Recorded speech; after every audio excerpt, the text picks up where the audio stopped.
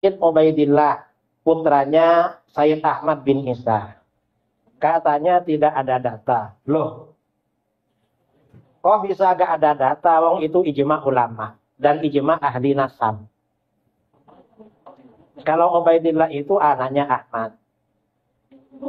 Yang diminta oleh kelompok ini kitab sezaman. Kitab sezaman, teori penetapan nasab itu bukan cuma kitab sezaman. Sama dengan dalil hukum.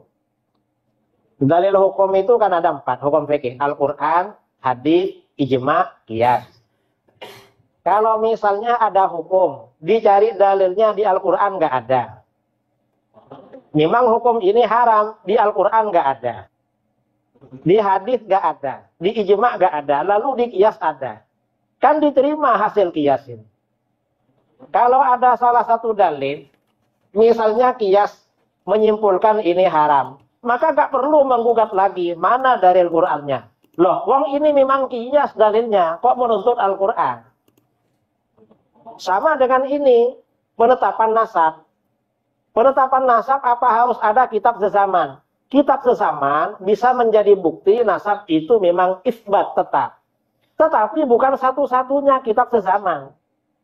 Apalagi kitab sezaman ini belakangan oleh ulama diakui sebagai bukti. Kalau masa dulu bukan kitab sezaman. Dulu itu dijelaskan di dalam Sahih Bukhari, itu istifadhah, syuhrah dan istifadhah. Artinya populer dan informasinya ramai. Kalau ini anaknya ini. Masalah Ubaidillah anaknya Ahmad, penduduk Yaman ini sepakat kalau Ubaidillah ini memang anaknya. Dari suku-suku lain di Yaman gak ada yang menyaksikan. Dan yang tahu mereka. Kalau Ubaidillah memang anaknya Ahmad. Jadi yang mengakui bahwa Sayyid Ubaidillah ini anaknya Ahmad, penduduk Yaman. Orang-orang yang ada di situ. Loh, kalau penduduk negeri lain ya memang nggak tahu. Dan itu cukup di dalam penetapan nasab, itu cukup. Coba ya, saya terangkan teori penetapan nasab. Bahwa Rasulullah SAW itu sederhana sebenarnya menerima nasab orang. Ini hadisnya sahih. Ada suami istri orang Arab sama-sama putih kulitnya. Suaminya putih, istrinya putih. Lalu menikah.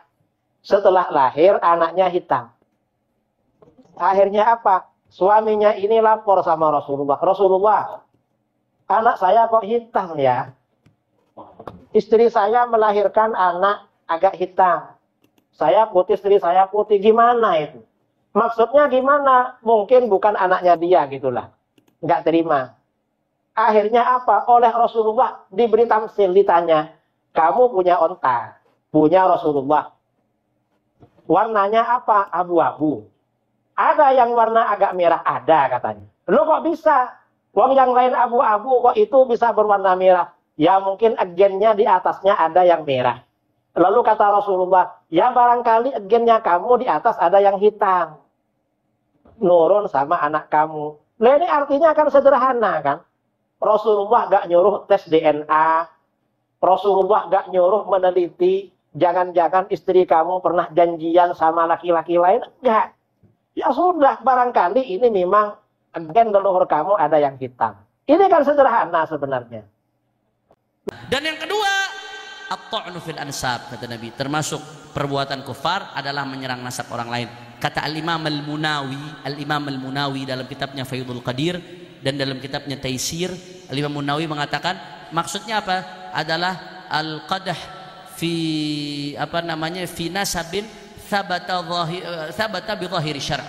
Ya, nasab yang secara zahir syariat udah sah, menurut ulama udah sah, menurut ilmu fikih udah sah, secara zahir syariat ya emang dia anaknya dia keturunannya dia, secara zahir syariat udah selesai, itu udah final. Tahu-tahu dibilang oh bukan, dita'an. Itu kata Nabi, ithnani bin nasi huma bihim kufrun. Termasuk amalnya kufar. Bahkan Al-Imam Al-Munawi dalam Faidul Qadir ngasih contoh. Ya misalkan ada orang keturunannya fulan, udah sepakat tuh ulama-ulama semuanya menyatakan iya. Tahu-tahu ada orang datang menyatakan oh itu bukan. Apa kata Rasulullah? Ithnani bin nasi huma bihim kufrun, termasuk min amalil kufar, min khisalil kufar. Nah, makanya belakangan ini lagi rame ada satu orang Ya, saya sebutlah nasabnya Ba'alawi, sada ala para habaib. Ya, ada orang yang rame gembar-gembor. Ya, saya bicara ini bukan untuk bela diri, lah. Buat apa saudara? Kita para sada ala Ba'alawi nggak butuh pengakuan dari dia. Karena pengakuan itu datangnya udah dari para ulama-ulama besar. Semenjak ratusan tahun yang lalu udah selesai, saudara. Tapi kita kesian kalau sampai ini dilempar ke orang awam yang nggak ngerti ikut-ikutan, akhirnya jatuh dalam dosa at-ta'nu fil ansab. Na'udzubillah min dalik, saudara. Itu nasab secara zahiru syariah. Dari dulu udah diakui oleh para ulama. Al-Imamul Janadi udah ngakui, Husain bin Abdurrahman Al-Ahdal ngakui, Al-Yafi'i ngakui, saudara. Kemudian Al-Imam Al-Khazraji dalam kitabnya Liqtul Fakhir ngakui, Al-Imam Ibnu Hajar Al-Haytami mengakui, Al-Khatib Abdurrahman Al-Khatib ngakui, saudara. Kemudian juga Al-Imam As-Sakhawi, ulama-ulama besar, Murtada Az-Zabidi, Al-Imam Asy-Syarqawi, Al-Imam Bakri Syata' pengarang I'anatul Talibin, Murtada Az-Zabidi pengarang syarah daripada Ihya Ulumuddin, juga Asy-Syarji Az-Zabidi pengarang Tajrid Shoreh Mukhtasar Sahih Bukhari. Saya ngumpulkan Pak Bu, itu pengakuan tentang nasab Ba'alawi atau pengakuan terhadap status mereka sebagai sadah, sebagai asyraf, sebagai husaini. Itu saya ngumpulkan nggak kurang dari 100 referensi dari luar Ba'alawi. Itu ulama-ulama besar dari dulu, saudara, nggak ada masalah. Tahu-tahu setelah 1000 tahun Ba'alawi, saudara, datang ada satu orang mengaku apa? Oh, ini Ubaidillah bukan anaknya Ahmad, berarti Ba'alawi bukan cucunya Nabi, saudara. Di sini dia bilang anaknya Ubaid ini bagian daripada anaknya Ahmad bin Isa. Begitu ceritanya. Itu dari ilmu nasab, ilmu sejarah. Ilmu sejarah, kitab sejarah ditulis sejak abad ketiga Hijriah. Abad kedua, Nasabu Quraisy, Tarikh Baghdad. Kemudian di sekitar Yaman itu ada Tabaqat Fuqaha'il Yaman, ada Tafaqat Sulaha'il Yaman, ada As-Suluk fi Tabaqatil Ulama wal Muluk, ada Musallam Al-Lahaji, ada kitab Mir'atul Jinan. Semuanya tidak mencatat keluarga Ba'alawi Abdurrahman Segaf sebagai keturunan baginda Nabi besar Muhammad SAW. Baru ada setelah abad 9. Kalau dari abad 9 sampai sekarang 170 kitab pun ada. Tetapi dalam kaidah ilmu nasab, la yuhtaju bi kasratil masadiri idza kana asluha min marji'in wahidin. Tidak dijadikan hujjah kitab-kitab yang banyak itu apabila kembalinya kepada satu referensi, Al-Burqatul Musyiqqah. Jadi banyaknya kitab kemudian yang menyebutkan itu tidak bisa digunakan sebagai dalil bahwa nasab mereka sahih. Tidak bisa. Apalagi bukan kitab nasab. Sedangkan tidak ada kitab nasab di abad 9 sampai bawah yang mencatat nama mereka. Yang ada itu kitab Tuhfatut Talib di abad 10. Kitab Tuhfatut Talib baru mencatat nama Alwi, Sohib Mirbat, Khali Qasam, Mupaki Muqaddam baru dicatat di abad 10 kitab nasabnya. Kalau bukan kitab nasab, Al-Burqatul Musyiqqah itu kitab tasawuf, itu di abad ke-9 Hijriah. Makanya Kiai Nur Ihya itu kereng juga. Kereng itu artinya pelit. Dia itu mengatakan putusnya 651 tahun. Kenapa? Karena kitab nasab yang pertama mengatakan itu ada di 966 Hijriah, kitab Tuhfatut Talib. Dihitung dari 345 Hijriah sampai ke 996 itu 651 tahun. Kalau saya orangnya loman, orangnya baik, enggak kereng kayak Kiai Alwi, enggak kereng kayak Kiai Nur Ihya. Kalau saya memadukan antara ilmu sejarah dan ilmu nasab, menurut ilmu nasab 651, menurut ilmu sejarah 550 tak. Saya ngambilnya yang kecil, putus 550 tahun. Kenapa? Kasihan. Kenapa kasihan? Karena ajaran Wali Songo penuh kasih sayang.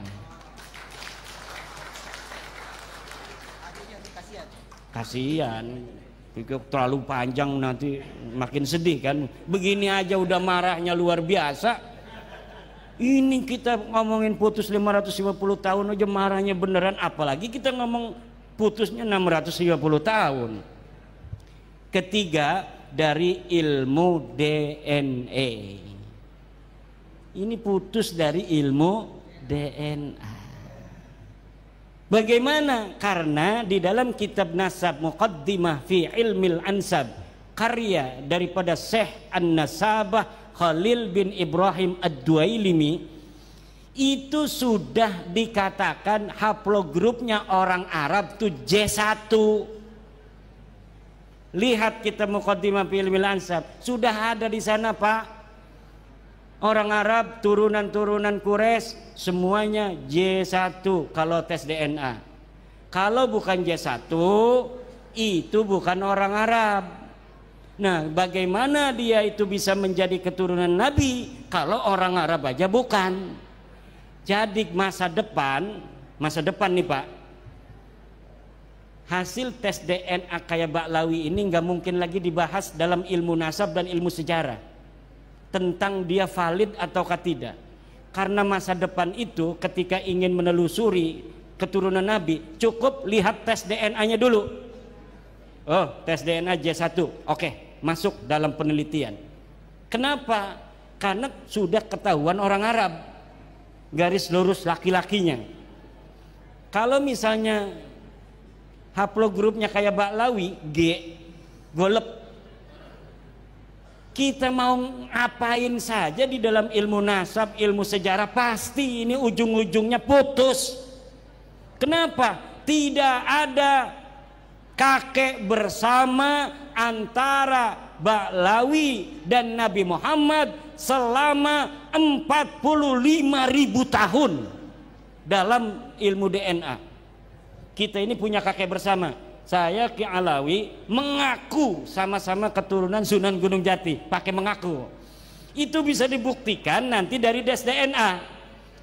Tuh bagus Mogi tes DNA, saya tes DNA, ini tes DNA. Nanti kakek bersamanya ada nggak di 400 tahun? Kalau kakek bersamanya ada di 400 tahun, sah mengaku keturunan Sultan Hasanuddin. Kenapa? Karena Sultan Hasanuddin dan kita hari ini itu jaraknya 400 tahun atau 500 ya, 500 tahun.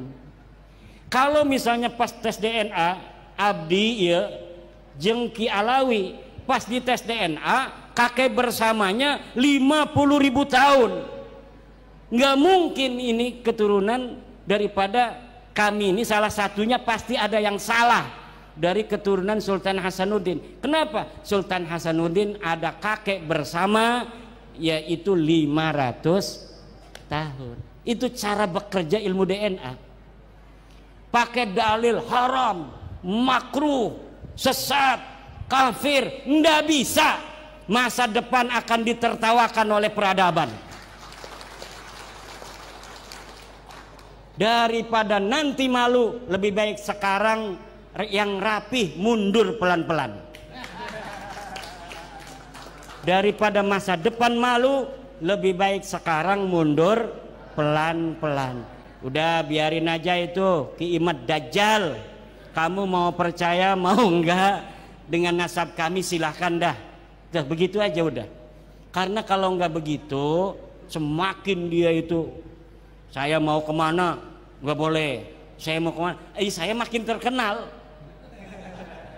Makin terkenal, makin banyak yang pengen. Ini udah undangan ceramah ke Kalimantan kemarin dari Malaysia, numpuk sekarang. Bikin sibuk saya juga ini. Ini yang angkat saya Ba'lawi. Semakin dia tidak percaya, semakin orang banyak percaya. Semakin dia punya buat-buat dalil-dalil palsu, manuskrip-manuskrip palsu, semakin orang cerdas-cerdas baca. Coba baca kitab buku Keabsahan Nasab Ba'lawi itu. Dia ngomong tidak ada dalil kitab sejaman, tapi dia bikin manuskrip palsu. Saya sudah tulis manuskrip palsu Ba'lawi versi Rumel Abbas, bisa di-download. Bagaimana kepalsuannya itu? Dia bikin kitab tahun 1960. Seorang Ba'lawi bikin kitab tahun 1960, tapi ditulisnya di situ dibikin tahun 640 Hijriah. Dari mana eta Ki Imad nyaho bae Cina eta palsu? Dari berbagai macam literatur tentang orang yang disebutkan itu. Pengarangnya katanya namanya Sa'duddin Ad-Dhifari, 640 Hijriah, katanya murid Faqih Muqaddam. Bagaimana dia jadi murid Faqih Muqaddam sedangkan Faqih Muqaddam teu aya jelmana ge? Teu aya. Ini kita Nusantara, ngomong Bali oke, ngomong Sunda oke, ngomong Jawa kita mah bisa. Kia Alawi orang bisa ngomong Jawa. Ana ning Pulau Jawa orang bisa ngomong Jawa. Usir iki wong ki. Kudu bisa ngomong Jawa. Ini ngomong Jawa nih kayak wong Jawa Osing. Jawa Osing, Jawa Banyumas, Tegal, Cirebon mirip karo Jawa ning Banten. Ning Banten itu Pak ngomong Jawa 3 kabupaten yang paling banyak. Di kabupaten saya itu Tangerang mayoritas Sunda, tapi ada 7 kabupaten yang bahasanya Jawa. Tapi Jawanya lucu. Dibawa ke Jawa Tengah, orang Jawa Tengah gak ngerti. Saya ngomong Jawa, orang Jawa Tengah gak ngerti. Ini sebenarnya siapa sih saya ini? Ngomong Sunda lama-lama nggak bisa saya. Ngomong Jawa, tapi ketika di Jawa Tengah, orang Jawa Tengah nggak ngerti juga bahasa Jawa saya. Katanya ada orang Maduranya, orang Madura ngomong saya nggak paham juga. Orang Bali ngomong kalau lagi bahasa Indonesia saya paham. Orang Bali ngomong enak didengarnya kan. Ada getar-getarannya itu. Logat Bali itu. Logat Betawi. Indonesia ini beragam dan Indonesia ini diciptakan dalam realitas keberagaman yang luar biasa, kekayaan alamnya dan kekayaan budaya dan peradabannya tidak boleh dikuasai selain oleh putra-putri Nusantara. Nahdlatul Ulama sebagai ajaran Wali Songo, pelembagaan ajaran-ajaran Wali Songo di masa lalu sekarang dipegang oleh Nahdlatul Ulama. Orang-orang NU ketemu dengan orang Kristen itu biasa-biasa aja. Orang NU ketemu dengan orang saudara dari Bali, dari Hindu, dari Buddha, ya seperti saudara aja. Saya punya teman namanya Selamat, orang Magelang. Dulu kuliah ilmu politik bareng. Saya mau berangkat haji kondangan. Biasa kayak orang biasa aja. Nah, kenapa? Kita orang NU diajari tentang pluralisme, pluralitas sebagai sebuah keniscayaan bangsa Indonesia. Kita diajari toleransi, diajari saling asa, saling asih dan saling menyayangi. Jadi biasa. Coba orang Wahabi kalau misalnya duduk sini orang Kristen, sini dengan orang saudara dari Konghucu, dia ngegeter-geter, saya masuk neraka ini, saya masuk neraka. Kayak neraka punya dia. Tapi orang NU itu Gus Dur, ya katanya siapa kira-kira yang masuk surga? Ya Romo Magnus Suseno juga diajak-ajak bercanda tentang akidah oleh Gus Dur. Kenapa? Karena klaim-klaim yang tentang sesuatu yang ada di dalam nanti terserah Tuhan, itu adalah hal yang gaib yang kita meyakini. Inna akramakum indallahi atqakum wa inna dina indallahil Islam. Itu adalah ajaran kita. Siapa tahu teman-teman saudara kita juga punya ajaran begitu tentang agamanya. Nanti di sanalah Allah Subhanahu wa taala yang akan menjadi hakimnya. Nah, kalau misalnya orang Wahabi enggak, dia yang menghakimi di dunia ini. Ya, ini neraka ini. Tahlil, kufur. Ini katanya ngaben ngebanten, ngasih sesajen tuh sama ini. Itu musyrik. Siapa itu yang di atas Gunung Merapi atau Gunung Semeru disepak sama Wahabi? Padahal kalau orang NU yang nemu itu langsung dimakan. Nah, Nahdlatul Ulama sebagai pelembagaan ajaran kasih sayang Wali Songo inilah yang menjadi perekat bangsa Indonesia ila yaumil qiyamah. Kalau misalnya NU ini ajarannya kemudian dimasuki oleh ajaran-ajaran yang bukan ajaran Wali Songo, maka keberagaman kita sebagai bangsa Indonesia akan mudah dipecah belah. Kita Indonesia besar, betul, tapi kita dipisahkan oleh lautan. Sumatera dipisahkan oleh lautan dengan Jawa. Sumatera dengan Kalimantan dipisahkan oleh lautan. Sulawesi dan Kalimantan dipisahkan oleh lautan. Maluku, begitu pula Papua, Bali dan Madura. Tetapi kita disatukan oleh kenusantaraan. Kita berikrar, kita beriktikad untuk menjaga tanah air Nusantara ini dalam keindonesiaan selama-lamanya ila yaumil qiyamah. Siapa kita? Indonesia. Siapa kita? Indonesia. Siapa kita? NKRI, Pancasila, Nusantara milik kita. Nusantara, Nusantara, Nusantara.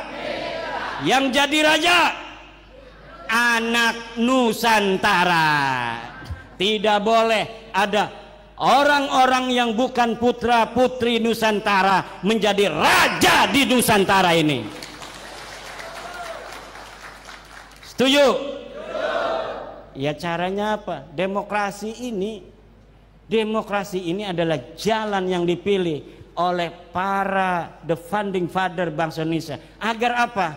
Agar orang-orang yang bukan Indonesia, yang bukan Nusantara tidak bisa jadi raja di Indonesia.